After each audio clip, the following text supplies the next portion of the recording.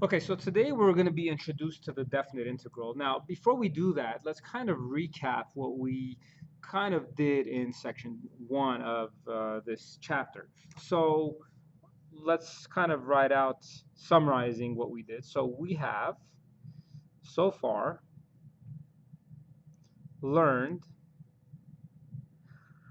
that the limit as n goes to infinity of the summation from I equals 1 to n of f of x sub I star delta x, which this could be expanded out to the following: limit as n goes to infinity of f of x sub 1 star delta x plus f of x sub 2 star delta x plus all the way to f of x sub n star delta x. So basically, if you haven't seen this notation, this is just a summation. It's saying, look, start from I equals 1, plug it in here, and then multiply it by delta x, and then plus the summation. This means plus, then plug in 2 for I, and then 3, and then go all the way until you hit n. So if you remember, and then we said where x sub I star is any sample point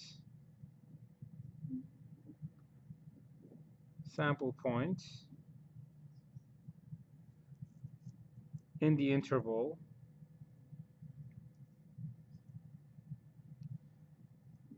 from x sub I minus 1 to x sub I. Okay? And then so if you remember some comments to make about this, so we learned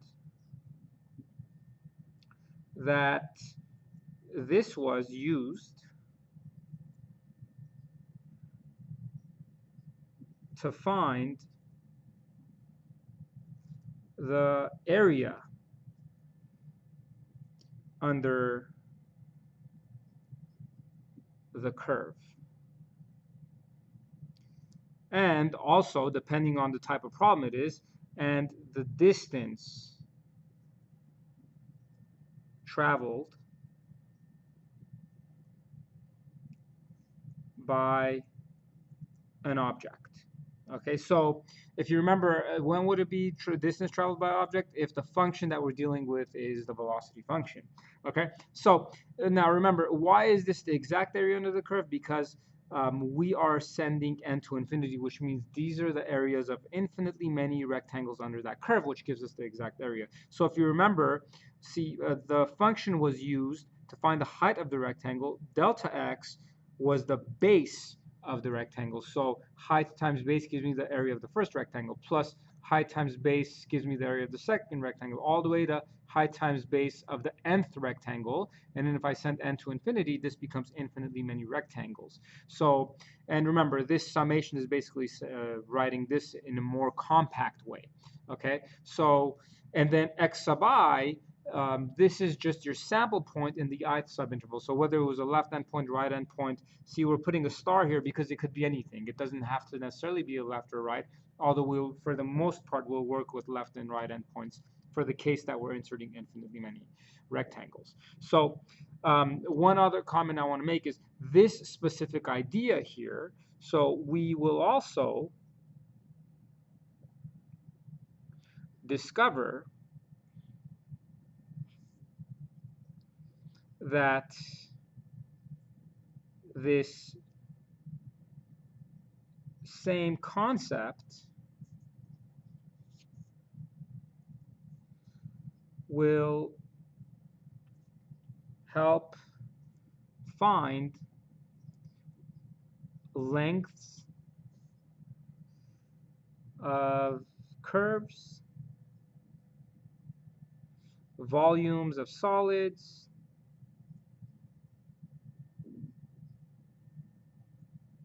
centers of mass,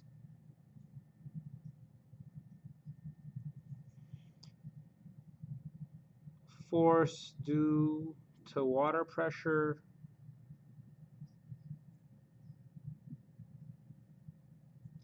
and work. So if you remember, semester one, we used the derivative to find a bunch of different things. This semester, this area under the curve problem, or whatever it is that we just described here, is going to help us do a bunch of other things that, as of now, we're not aware of. But it's going to be very, very handy, and it's going to be helpful to us. So the first thing I want to do is start defining what a definite integral is.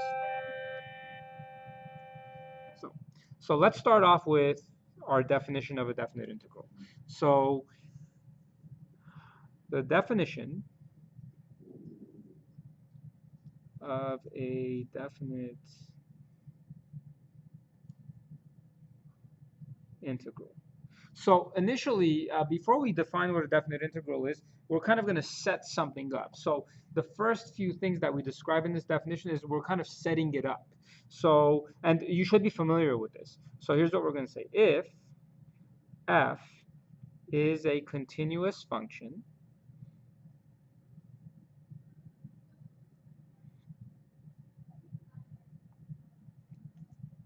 defined for x is greater than or equal to a and less than or equal to b. So what are we doing? We're basically interested in the interval going from a to b. So f, as long as it's continuous from a to b, what we do is we divide the interval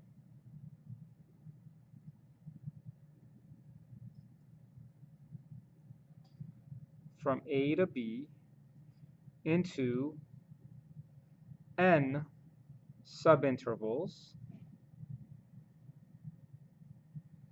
of equal width. So if you remember, this is kind of similar to what we were doing last section. We would grab our interval and then we would divide it up into even subintervals. So if you remember, if I want to divide it into n equal subintervals, what do we need to do? We'll define delta x as that, which delta x, by the way, was the length of each subinterval. So how do I divide the interval from a to b into n equal width of subintervals? Well, I need to first find the length of this interval, which would be b minus a, and then what I want to do is I want to divide it into n equal subintervals. So that's what basically this does. Okay, so then here's what we do. Once we do that, we have broken up our interval into a bunch of subintervals. So now we start kind of labeling this. So we let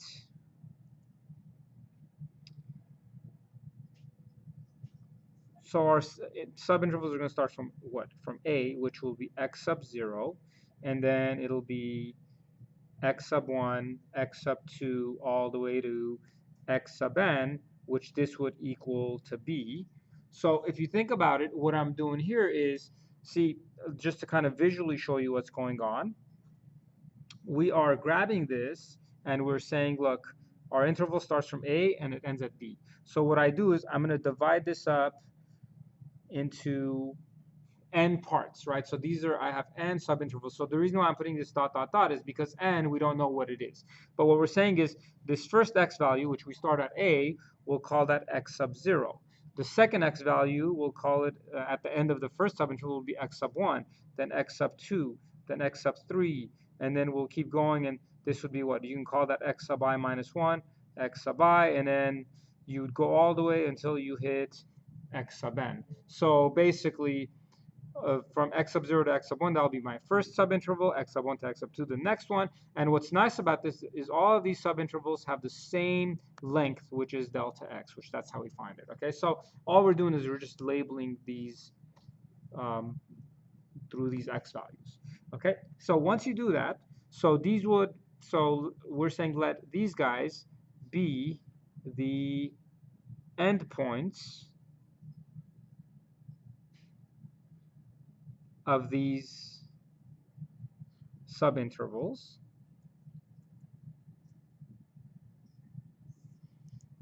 And as you could see, they are endpoints of each subintervals. And let x sub 1 star, x sub 2 star, all the way to x sub n star be any sample points in these subintervals. Okay, so basically these are our sample points. If you remember, we can pick them to be anything. It could be left endpoints, right endpoints, and so on. So one comment I want to make, so if I were to say x sub I star, this x sub I is what? This is the sample point that lands in the ith subinterval. Like, see, x sub 1 star will land is a sample point in the first subinterval. X sub 2 star is a sample point that lands in the second subinterval. So x sub I star, this lies in the ith subinterval, which would go from x sub I minus 1 to x sub I.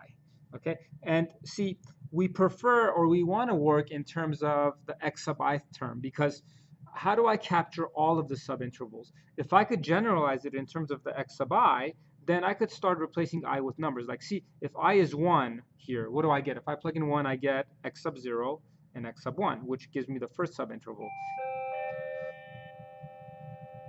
And if I is 2, then what do I get? X sub 1 comma x sub 2, which gives you the second subinterval. So just remember, whenever you're identifying these, we want to work in terms of the ith term, because then we could start replacing I with numbers, which would then eventually capture all of the subintervals. Okay, so if you're wondering why do we care about the ith term, it's because when you write everything in terms of the ith term, then you can capture all of the terms, right? Rather than not only the first subinterval, but I want the third or fourth or fifth or the ith or the last subinterval. So that's what this allows us to do.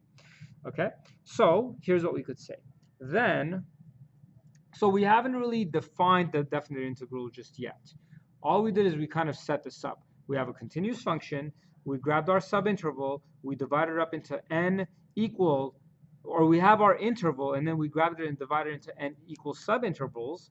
And then now we're ready to define what a definite integral is. So the definite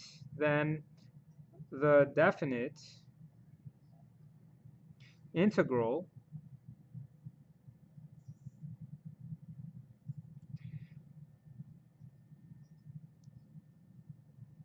of f from a to b is the following. The integral from a to b, f of x dx. So this is what an integral is. So we're saying, by definition, this is what an integral looks like. So the integral from a to b of f of x dx, this is the same thing as saying the limit as n goes to infinity of the summation from I equals 1 to n of f of x sub I star delta x. Which, in other words, if you look at this, this should be familiar to you. What is this? This is the area under the curve of f. So in other words, by definition, whenever you see a definite integral, like if you see this, we're literally basically just saying, look, you're finding the area under the curve of this function f from a to b. That's what this translates to. And this from section 1 we know is the area under the curve. So we're not learning anything new. We're basically saying, look, the definite integral is the area under the curve of f, starting from a and ending at b. Okay, now remember, x sub I star is our sample point, and this x sub I, remember, has to do with the ith, the sample point in the ith subinterval. So if this is my ith subinterval, one question I have for you is, what if I want to use right endpoints as my sample point? So if this is my ith subinterval, then my right endpoint as my sample point will be x sub I. If I'm using the left endpoint, then x sub I minus 1 will be my sample point in terms of the left endpoints. So let's kind of make a comment here. If sample points are right endpoints,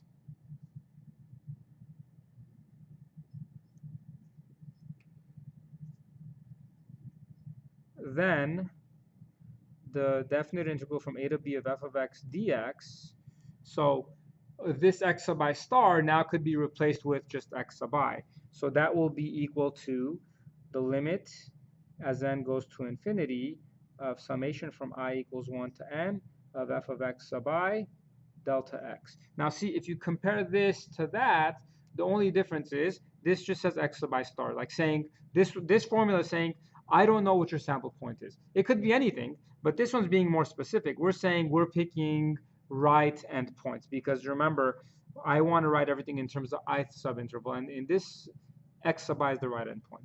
So what if sample points are left endpoints?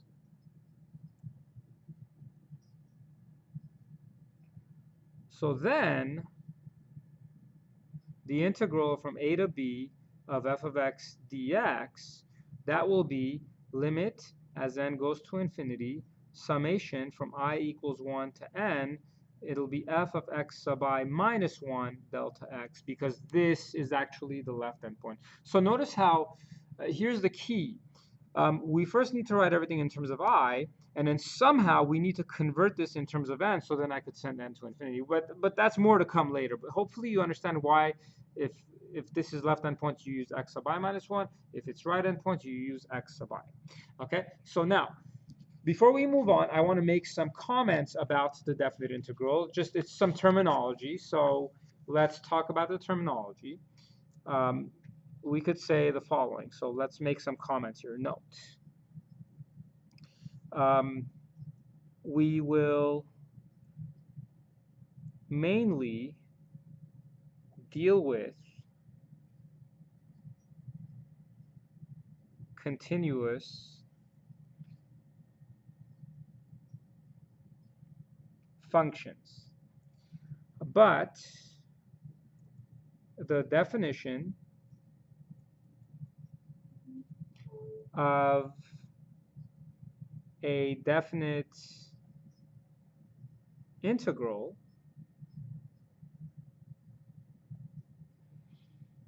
also exists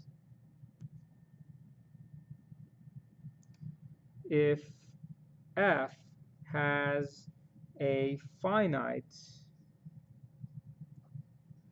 number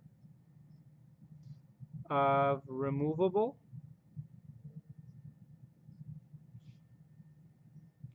or jump discontinuities.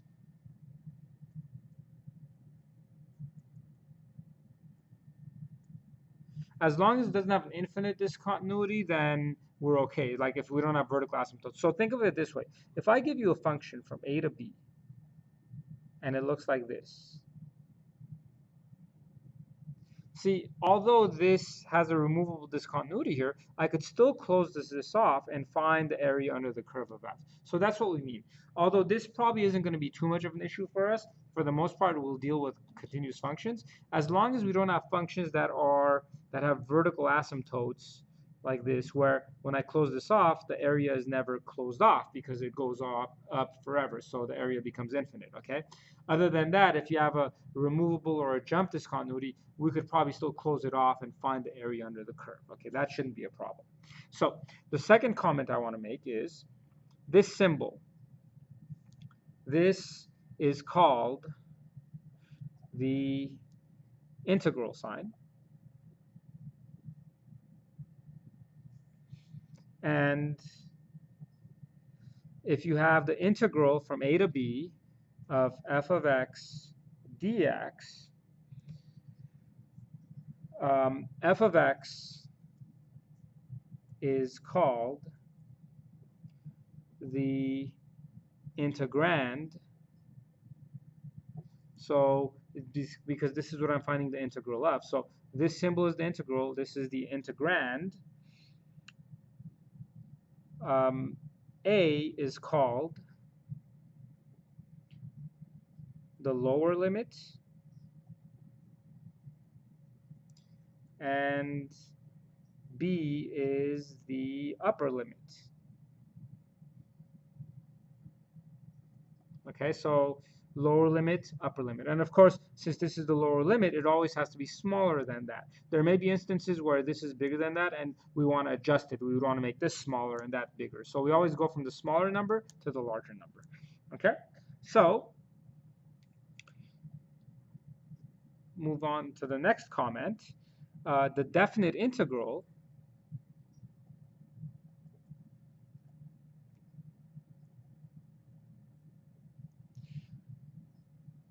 the integral from a to b of f of x dx is a number, right? So anytime you find a definite integral, you're going to get a numerical answer. How come? Well, think about it. If we're trying to find the area under the curve of f, area is always described by a number, okay? So you'll always get a numerical solution for the definite integral if it exists, okay?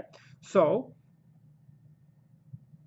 one other comment is we can also write integral from a to b f of t dt. Now what I'm saying is these variables could be anything, right? I mean, they don't always have to be in terms of x. So this is just saying you're finding this function is in terms of t, and you're finding the area under the curve with respect to the variable t. Okay, so that's kind of what's going on here. Okay, and by the way, just to kind of connect this to the area under the curve, see, what was f of x? F of x was always used to find the height of your rectangles. Dx actually ends up being the base of each rectangle. Now, what happens is originally we called this what? Delta x, right? But in this case, since we're dividing delta x up infinitely many times, we're basically saying this changes to dx, because the difference when you divide something up so much, the difference becomes so small where just the dx becomes your instantaneous change, or your instantaneous change in the x direction, which becomes kind of very, very thin. So the delta x is like kind of losing its thickness and it's becoming dx. Okay, so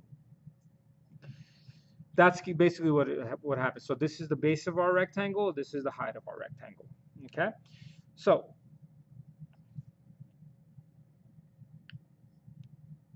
the next comment, I equals 1 to n f of x sub I star delta x. This is called a Riemann sum. Okay, and in fact, this Riemann sum for our definite integral is the area under the curve. Okay, and so there's going to be some formulas that will also give you for Riemann sums shortly. Okay, a couple more comments. So we may have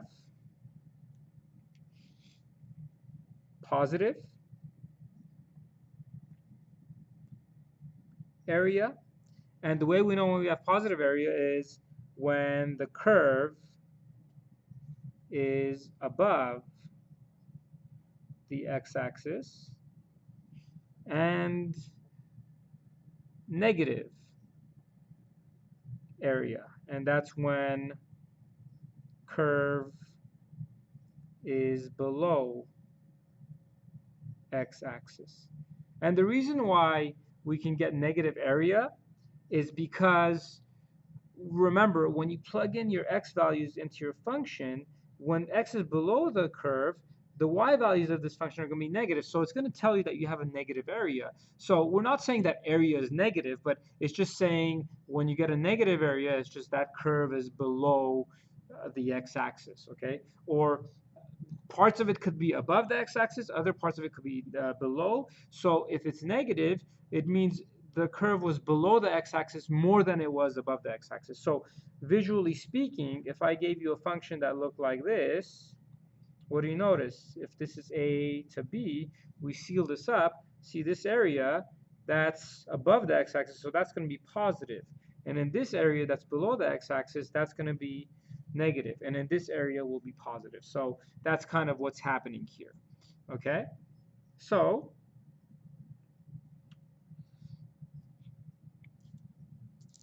let's move on to our first example here. So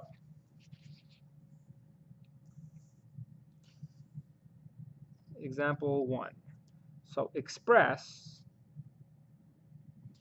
the limit as n goes to infinity summation from I equals 1 to n of x sub I cubed plus x sub I sine of x sub I delta x as an integral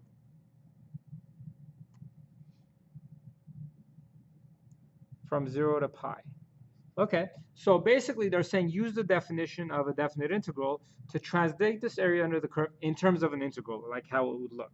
So the good news is, well, we know that this is going to be an integral, and my lower limit is 0, my upper limit is pi, so I'm going from 0 to pi, and then I need to figure out what my function is. Well, that's my function. So this function now becomes what? We'll just drop the x sub i's and we'll put it in terms of x. So this would be what? X cubed plus x sine of x, and then delta x becomes dx. Okay, and by the way, I hope you know why we can drop the x sub I and call it x, because if you're wondering, wait a minute, how come this changed from x sub I cubed to x cubed? Think of it this way. What am I doing to this interval from 0 to pi? I'm dividing this interval up how many places or how many times? I'm dividing it up infinitely many times. So if you think about it, when I divide this up infinitely many times, and I mean, I'm not even close to dividing this up infinitely many times, but what do you notice? When you divide this up infinitely many times, the distance between the subinterval, every time you divide it, gets closer and closer and closer. So what do you notice?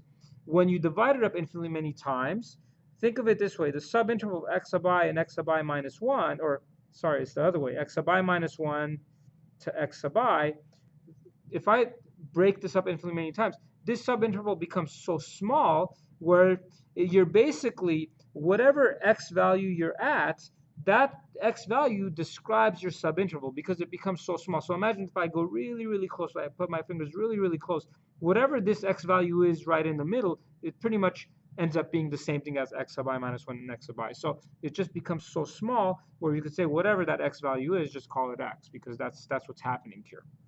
Okay, so, and there you have it. I just wrote it as a definite integral. Okay, now before we do our second example and we put this definite, the definite integral to use and we find the area under the curve with the limit approach, with doing it this way, let me give you some Riemann sums that we learned in pre-calculus that are useful. So these Riemann sums are useful from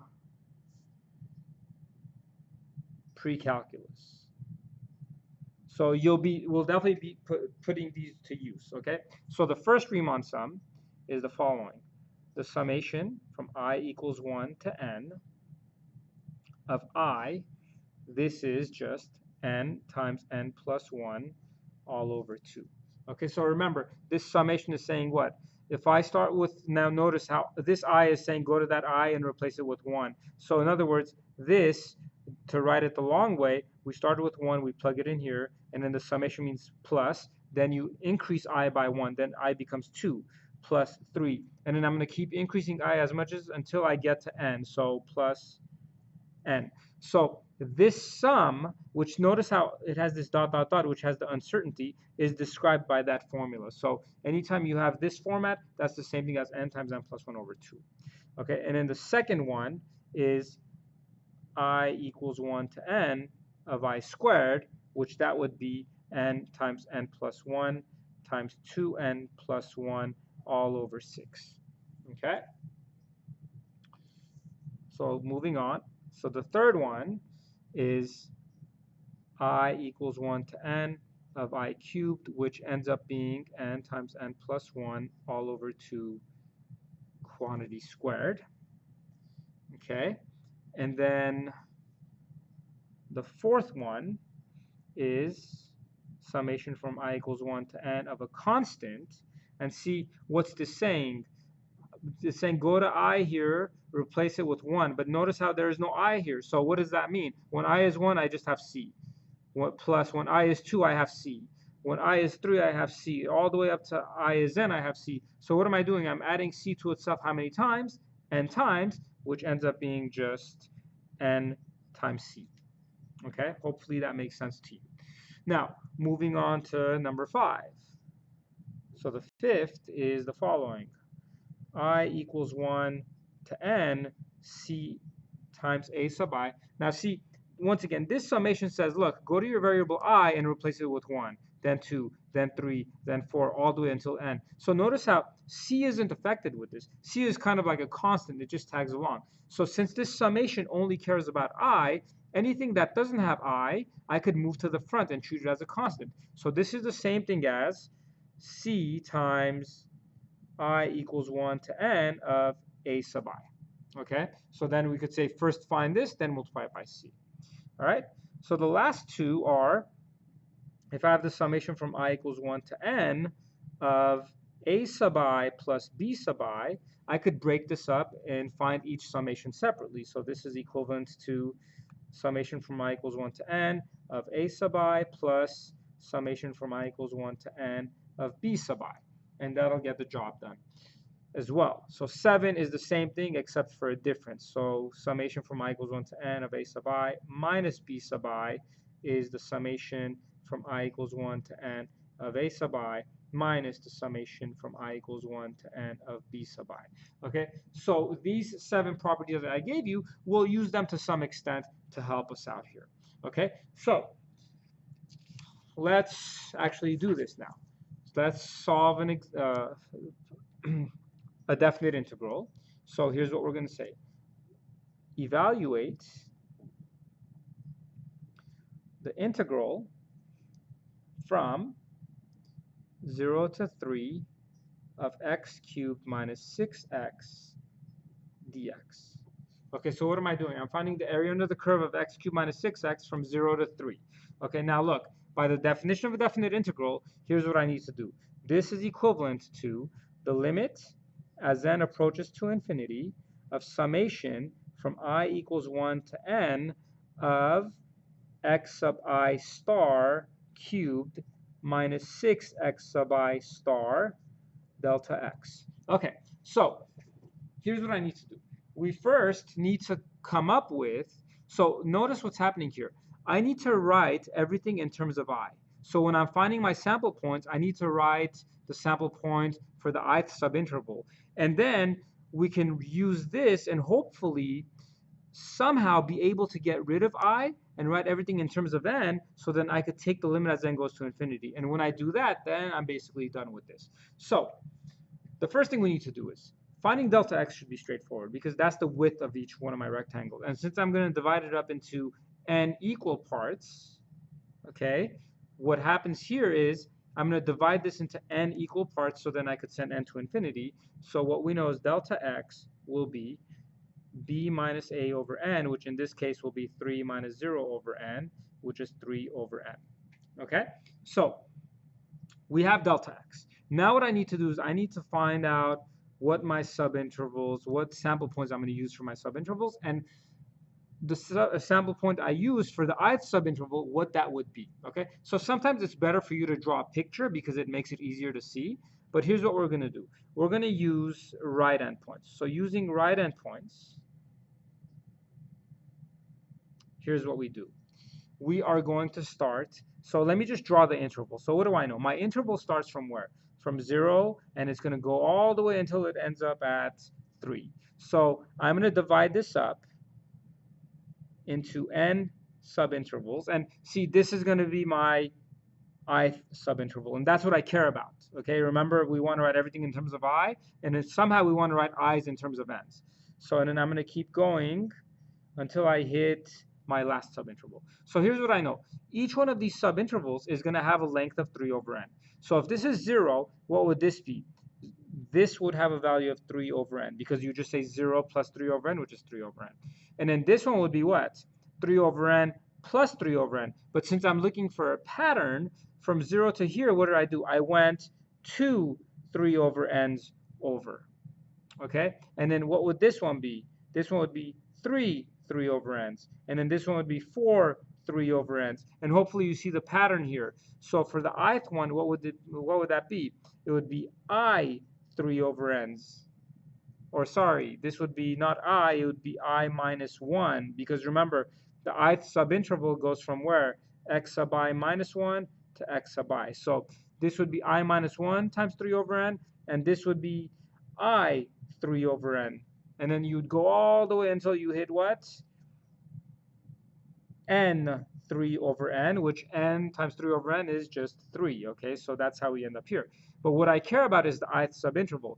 And look, if I was using left endpoints, then what do I know? My x sub I, or the sample points, my left endpoint would be what? I minus 1 times 3 over n. But since I'm using right endpoints, here's what we know. We're using I times 3 over n as our sample points. So in other words, what we're saying is this. X sub I minus 1 equals to I minus 1 times 3 over n. And see, what's nice about this, see, I was able to get rid of the x. I was able to write this in terms of I and n, which that's what we want. If you look at the formula, it needs to be in terms of i's and n's. And then x sub I in this picture ends up being I times 3 over n. So if I was using left endpoints, I would use this as my sample point. If I'm using right endpoints, which that's what I'm using, this is going to be my sample point for the right. Now, hopefully you understand why we want to write things in terms of I. Because look, my first subinterval, if I'm using right endpoints, I'm going to be plugging in 3 over n into the function. Well, look, if you plug in 1 for I, you get 3 over n. If you plug in 2 for I, you get 2 times 3 over n, which is the second sample point. So this takes care of all my sample points. So now that we have everything, we could come back down here and say, look, this guy right here, we're going to change it. We're going to say it's going to be limit as n goes to infinity, summation from I equals 1 to n. My x sub I star is going to be what? It's right endpoint, so this x sub I is going to be I times 3 over n. So it'll be I times 3 over n cubed minus 6 times I times 3 over n times delta x, which we said delta x is 3 over n. Okay, now here's what I need to do. I first need to work with this inside because the summation is kind of dealing with it first. So what I need to do is I need to deal with the i's first, because this summation is saying go to I equals 1, replace it with, or go to your I, replace it with 1, and go all the way up to n. And then once you do that, then we'll take care of the limit. So right now, if you think about it, when I'm working with this inside part right here, I don't care about the n's because this summation is saying your variable is I. So anything that has an n, we can treat as like a constant because this n is only affected by that limit. So if you look at this, since this whole thing is multiplied by 3 over n, and the n isn't affected by this summation because this summation only cares about the i's, I could grab this and use one of the properties of summations and move the 3 over n outside in front. So this becomes limit as n goes to infinity, and it'll be 3 over n times the summation from I equals 1 to n of, now what do I have? I times 3 over n cubed minus 6 times I times 3 over n. Okay, so now we could even do better. We could say, look, this whole summation is a difference. So I could use another property to separate the summation and find this summation and this summation separately and then subtract them. So that becomes what? Limit as n goes to infinity of 3 over n times the summation from I equals 1 to n of I times 3 over n cubed minus summation from I equals 1 to n of 6 times I times 3 over n. Okay, so let's simplify a little bit. I times 3 over n cubed, what does that become? The limit as n goes to infinity, 3 over n, summation, I equals 1 to n. This becomes what? 3 cubed is 27 over n cubed, I cubed, minus summation, I equals 1 to n. 6 times 3 over n would be what? 18 over n times I. Okay, now once again, see, this summation only cares about the i's. So this 27 over n cubed is a constant to this summation, or it's not affected by the summation. So I could grab this and move it in front of this summation. And then same thing with the 18 over n. It's not affected by this I. This is just saying, look, anything that has an I, you need to start replacing these. So if I grab these and move them out front, and by the way, I can't move this all the way out front here because then it would mean that the 27 over n cubed not only belongs to this summation, it also belongs to that summation, but it only belongs to this summation. So if I grab this and factor the 27 over n cubed out, it'll give us I equals 1 to n of I cubed minus 18 over n I. Now here's the good news. Now look at what happens here. Now this is where the cool part kicks in, because look, my goal is to evaluate these summations first. Oh, and I left out a summation here. This is I equals 1 to n. Now hopefully this looks familiar to you. Didn't I just give you that formula and say, like if we look to the back here, the summation from I equals 1 to n of I cubed is this. And what's nice is we're making a transition from everything in terms of I into in terms of n. So which is good because, see, initially we wrote everything in terms of i's and n's. My goal is then to write everything that has an I in terms of n, and then I could send the limit as n goes to infinity because I want to have a single variable so I could send n to infinity. So this becomes what? The limit as n goes to infinity of 3 over n times 27 over n cubed, and I equals 1 to n I cubed. That ends up being what? N times n plus 1 over 2 quantity squared. And we'll square this in a minute and we'll simplify it. Minus 18 over n. And then this summation becomes just n times n plus 1 over 2. So here's the cool part. Notice what happened here. I lost all my i's. I first generalized everything in terms of I, and then I was able to use the summation formulas from pre-calculus to write everything in terms of n. So to simplify this, I think we can make this a little easier. Instead of having to multiply this out, I could say, look, these two have n times n plus 1 over 2 in common. So why don't I factor that out? So this becomes the limit as n goes to infinity of 3 over n times, I'm factoring out an n times n plus 1 over 2 out,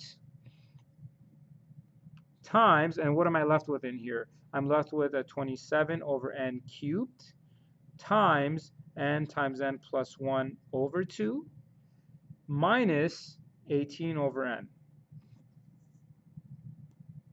So now let's simplify this some more. So what does that give me? Limit as n goes to infinity. I could say, hey, look, these n's cancel out, so I could cancel these out. So what am I left with? 3 times n plus 1 over 2. Okay, and then what's in here? I could say this n cancels out with that, so that becomes n squared. So I get 27 times n plus 1 over 2n squared minus 18 over n.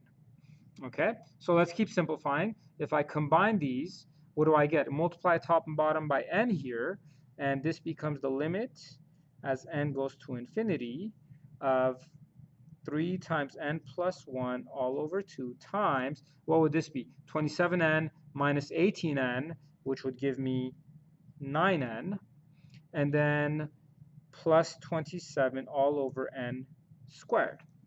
Okay, and then what I could do is I could now multiply this out or simplify it out some more, because first of all, I could say, look, these guys have a 9 in common. So if I were to factor out the 9, I would get limit as n goes to infinity. Let me factor out a 9 and give it to this 3. So that would be what?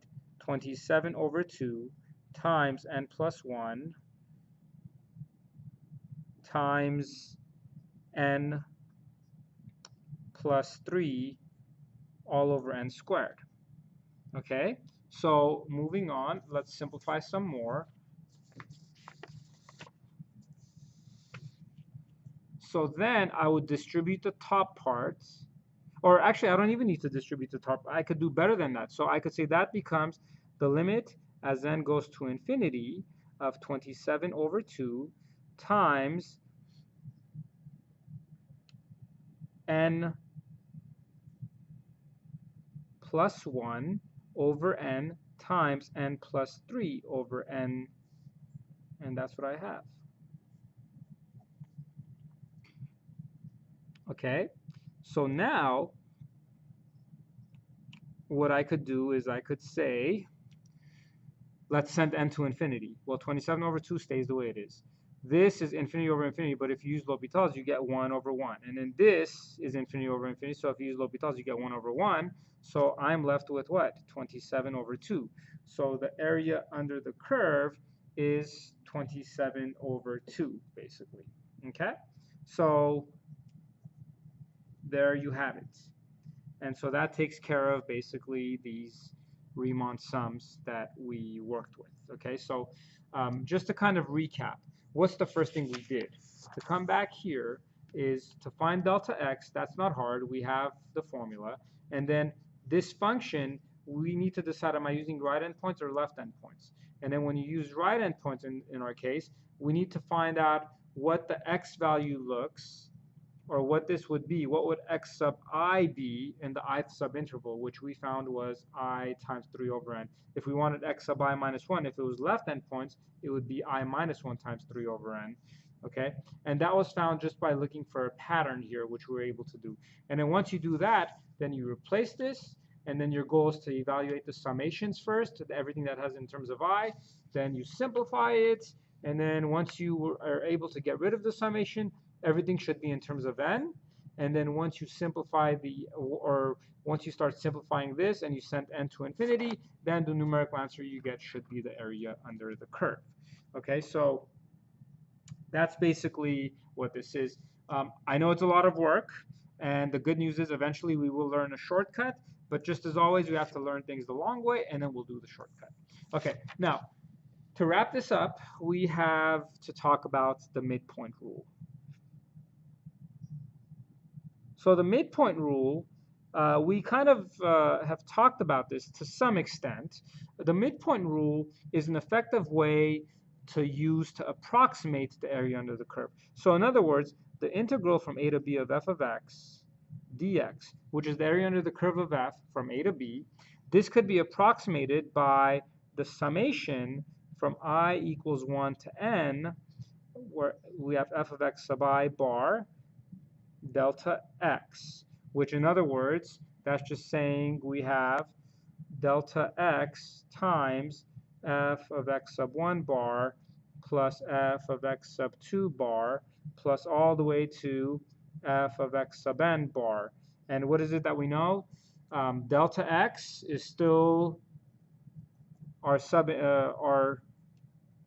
the width of each subinterval, which would be b minus a over n. So you're dividing it into n even subintervals. And then x sub I bar, that's just a midpoint. You're using midpoints as your sample points. And so the way you'd find that is just 1/2 times x sub I minus 1 plus x sub I. And that would find the midpoint. So this is actually the midpoint of the ith subinterval. So of x sub I minus 1 to x sub I. Okay, so now remember, the midpoint rule is used for approximations. So one comment I want to make is that this is the rule to use if we want to approximate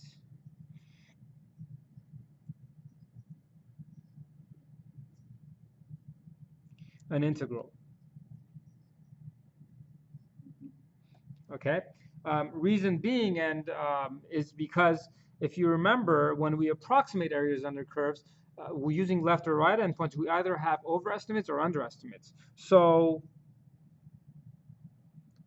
if I have something like this, for example, like we did earlier on, see if I use midpoints to draw my rectangles. So if I grab this as my midpoint, this midpoint, and I go up and I draw my rectangle, what do I notice? A part of it will be an overestimate, the other part of it will be an underestimate. So it kind of does a balancing job, right? If this is the midpoint, that will kind of break this in half. So there's an underestimate here, overestimate there. and so on. So you could see why when we're approximating areas under curves, midpoint rule is the better way to go, because a part of the rectangle will be an overestimate, the other will be an underestimate.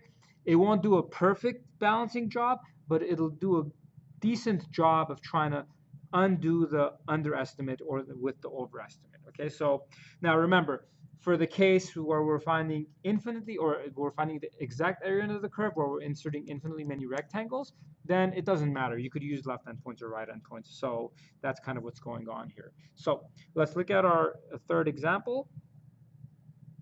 So use the midpoint rule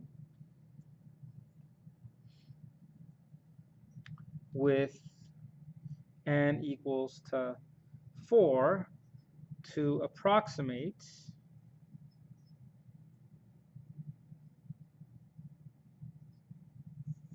the integral from 1 to 2 of 1 over x dx. So I'm using the midpoint to find the area under the curve of 1 over x from 1 to 2. So here's what I need to do. The first thing we need to do is we need to find a delta x, which delta x would be what? 2 minus 1 over 4, which each one would have a length of 1/4. So what does this mean? Our endpoints are, if we think about it this way, it'll be what? 1, 1.25, 1.5, 1.75, and 2. Okay, so now that we have our endpoints, what I want to do is, in each one of my subintervals, I want to find the midpoint. Okay, so here's what we're going to say. So x1 bar, which would be the midpoint of these guys, so you just take 1 and add it to 1.25, and then you divide it by 2, which would give you 1.125. And then x2 bar would be 1.25 plus 1.5, cut that in half, which would be 1.375. And then the next one will be x3 bar will be 1.625, and then x sub 4 bar will be 1.875. So once we have that, so these are all my midpoints of those subintervals. Once we have that, now we're ready to find this, which, what does this imply? This is just the summation from I equals 1 to 4 of 1/4 times f of x sub I bar, which in other words, it's the same thing as saying what? 1/4 times. And since they all have the same base, I could just factor out the 1/4. And what do I want to do? I want to plug in these x values into the function to find the height of each rectangle. So it'll be what? 1 over 1.125 plus 1 over 1.375 plus 1 over 1.625 plus 1 over 1.875. Okay? And then I'll leave this up to you to simplify, and then you'll get this, because I'm kind of running out of time here, and I want to wrap this up with a couple of other properties. So I hope the midpoint rule made sense. It's the very same thing that we did in section 1 as in approximating areas under curves, except now we're using midpoints. So let's talk about properties of the definite integral. So these are 10 properties that we will use quite often, and so they're all kind of equivalent statements. So here's what we know. If we have the integral from b to a of f of x dx, and see, here's what we're saying. Notice how I've swapped the upper and lower limits. So this property says you could swap the upper and lower limits, so I could change this back to a to b f of x dx, except since I swapped them, I need to put a minus up front. So if you ever have an integral where the number on the bottom is larger than the number on the top, remember, we always want to go from the smaller number to the larger number. We could flip it just by adding a negative in front of the integral. Okay, so the second comment is, if a equals to b, then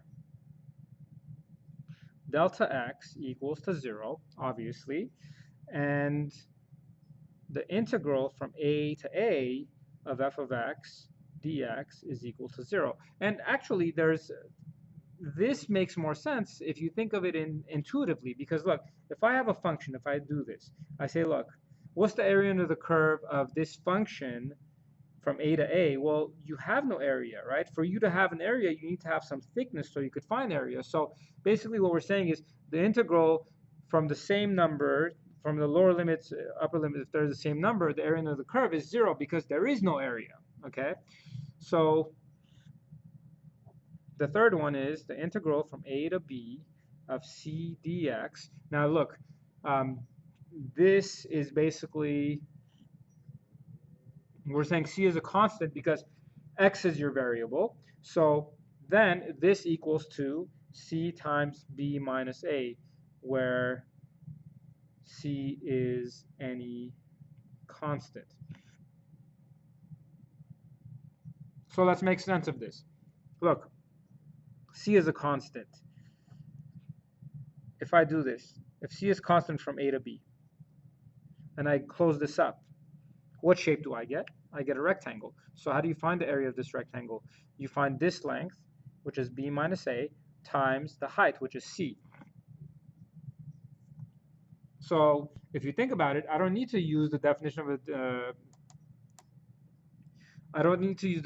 definite integral to find this area, because if this is constant, and why do I know that this is constant? This is telling you that your variable is x. So the integral, the area under the curve of a constant is always just the length of that interval times the constant, which will give you the area of that rectangle, okay? So moving on.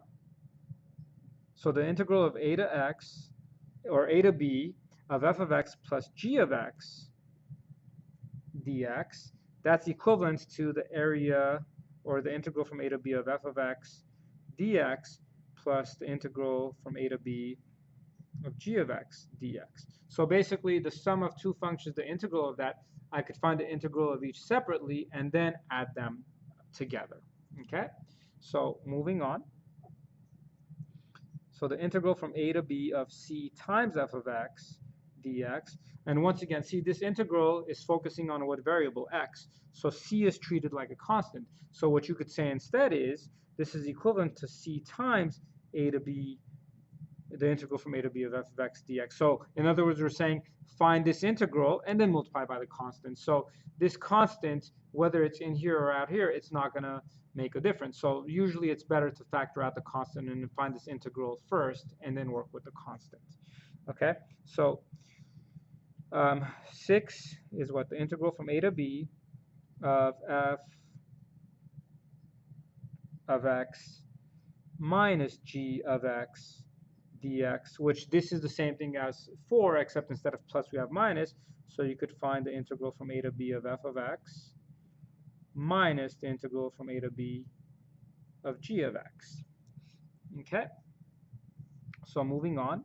7, the integral from a to c of f of x dx plus the integral from c to b of f of x dx. Now look at what we're saying here. I want the area under the curve of f starting from a and stopping at c, plus the area under the curve of the same function starting at c and ending at b. So you'd say, look, since I stop at c and I start at c, we could rewrite this as what? The area under the curve from a to b of f of x dx. Just make sure that these functions are the same functions. If they're different functions, obviously you wouldn't be able to perform that operation. Okay, so moving on. If f of x is greater than or equal to 0 for x greater than or equal.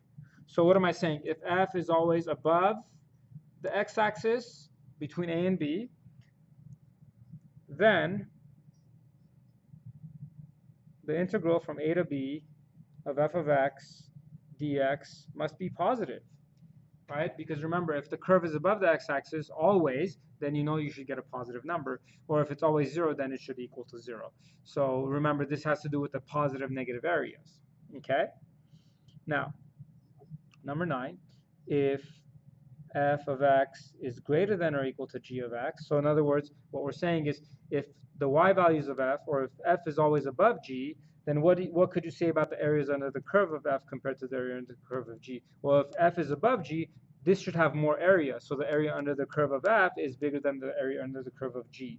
So this is for x is greater than or equal to a, less than or equal to b. Then the integral from a to b of f of x dx is greater than or equal to the integral from a to b of g of x dx. Okay, and the last one is if m is less than or equal to f of x is less than or equal to m, capital M, for x greater than or equal to a, less than or equal to b. So look, these are constants. So what we're saying is, look, if let's call this lowercase m, this is a constant, and let's call this capital M, this is a constant, and f is somewhere between them, then what do you notice about the areas under the curves? Well, the area under the curve of f is clearly larger than the area under the curve of lowercase m, but the area under the curve of f is smaller or is less than the area under the curve of capital M. So here's what we would say then. M times b minus a is less than or equal to the integral from a to b of f of x dx is less than or equal to m capital M times b minus a. Now remember, since these are constants, the areas could be found just like, what was it? It was the third property. Okay, so these are just strictly rectangles. So that's how you find the area of the smaller constant under the constant, and then this is how you find the area under the larger, under capital M. Okay, so these are the 10 properties that you'll work with quite often. Now, hang in there with me, we're almost done.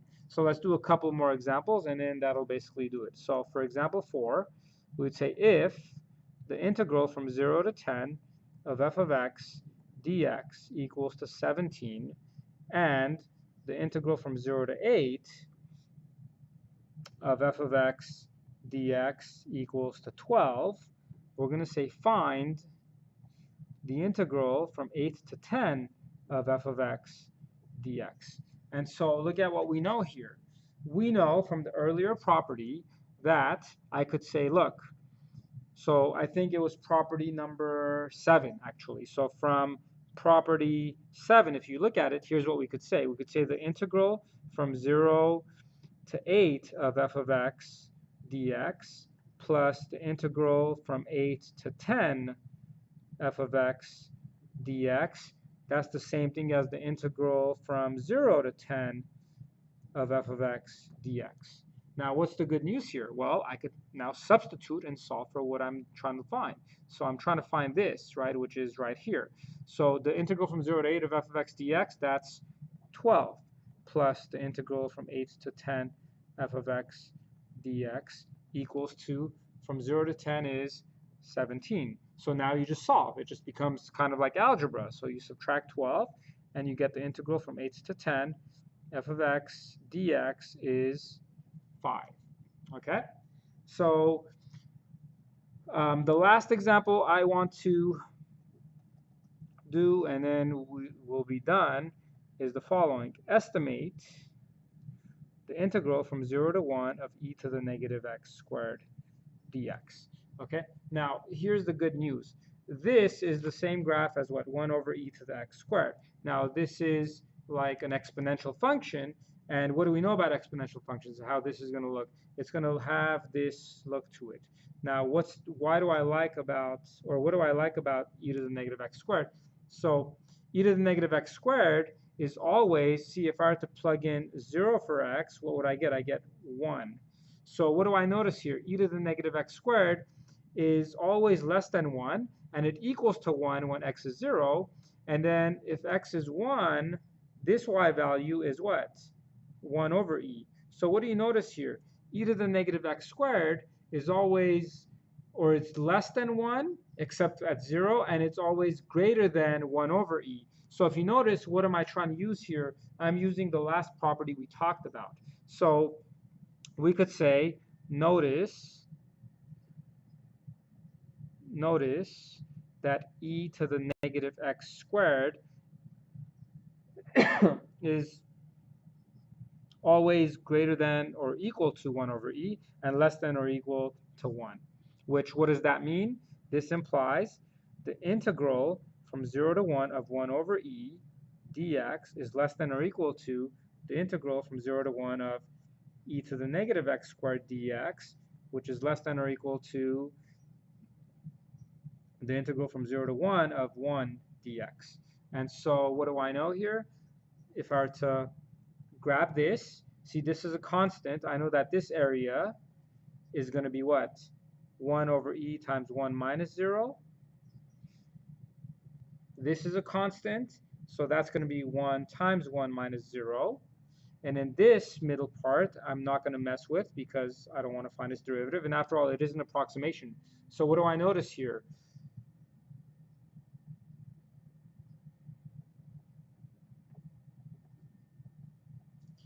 The integral, or the area under the curve of e to the negative x squared from 0 to 1 is between 1 over e and 1. Okay, so it's somewhere between this. And so that kind of gives us an idea as to what the area under the curve is.